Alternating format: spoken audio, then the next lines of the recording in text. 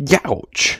Okay, what the hell just happened? If you were watching closely, you might have seen me recoil in pain. Pain, of course, is something we've all felt. It happens when we touch or do something that's painful. It hurts. But why does it hurt? Well, it's our neurons.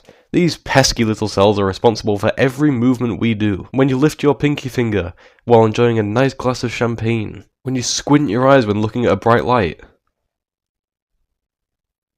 When you're cooking a fine meal a few weeks ago and you accidentally lean down a little bit too far and you burn your middle finger on a hot grill and it causes your finger to swell and be in a lot of pain, that's your neurons. There are 4 different types of neuron structures. The first is unipolar, which has 1 pole. The second is bipolar, which has 2 poles. The third is multipolar, which, you guessed it, has multiple poles. And the fourth is pyramidal, which has pyramid poles. All 4 serve slightly different purposes, but I'm not really going to talk about that in this video because I don't have the time and I don't really know the differences between all 4. So I'll only do the most common type, which is multipolar. As well as the 4 main types of neuron structures, there are also 3 different types of neurons. For example, that's not the example.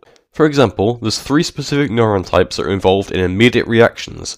The first is the sensory neuron, which senses the danger. That's this pin.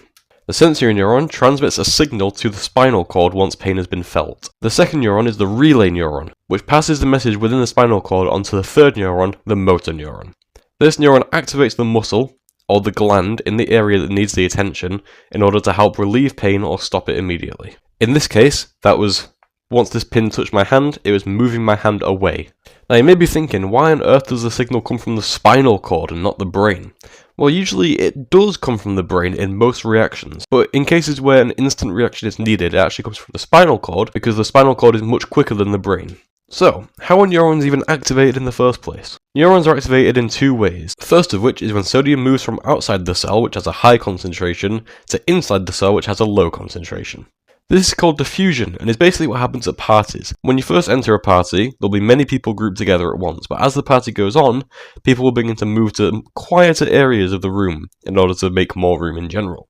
In diffusion, the sodium particles move away from the high concentration into the low concentration area inside the cell. This activates the neuron. Second way that neurons are activated is through electrostatic pressure. This is where the positively charged sodium ions move towards the negatively charged neurons. After this is done, the neuron becomes active and transmits a signal through its axon, which is lined by the myelin sheath. This fatty layer that surrounds the axon helps boost the speed of the transmission across the axon. This is because the electrical signal can now jump between the different sections of the myelin sheath, rather than slowly going across one straight axon. Once it's travelled across the axon, it reaches the dendrites. These help connect the neurons to each other. So, how does it move between the neurons to continue on its message? Through synaptic transmission, of course, you fool! The synapse is the gap between neurons, and, you guessed it, synaptic transmission is transmission across the synapse. This is done with the help of neurotransmitters like glutamate and GABA, not to be confused with ABBA, the band. Basically, the neuron fires across this electrical message with the neurotransmitters, which pass on to the next neuron docking into it. This process repeats across every neuron there is, until it finally reaches the motor neurons, activating your response. So, to recap. Pin. In hand. Ouch. My sensory neuron also says ouch. It's then activated by sodium entering inside of it. It then sends an electrical impulse across thousands, maybe even millions of neurons to reach my spinal cord. My spinal cord then says, you really need to move your hand away. And then it sends the electrical impulse down to my motor neurons, which move my hand away. Got it? Cool. Bye!